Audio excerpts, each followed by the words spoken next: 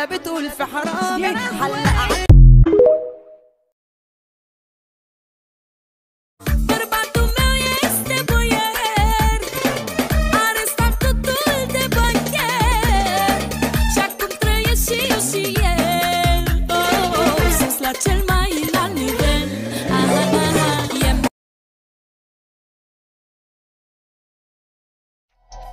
Da, las și eu mesajul ăsta aici și pup toți oamenii care mă respectă și bineînțeles apreciază de atâția ani de zile.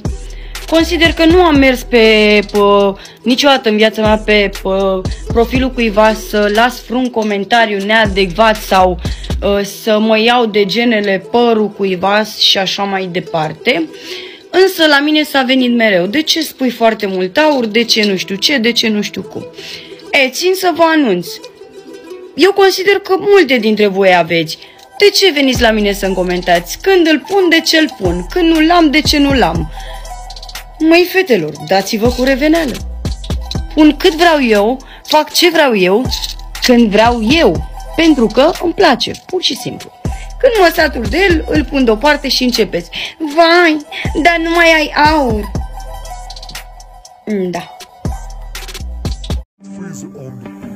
Öden bedel kameraya poz ver. Çıkıp zirveye ben ödedim yine bedel. Mahkum olmasak da ruh kafeste dışarıda beden. Ödeniyor bu bedel, artık ödendi bedel ya.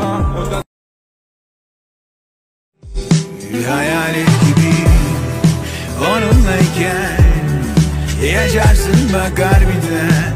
Ayaklan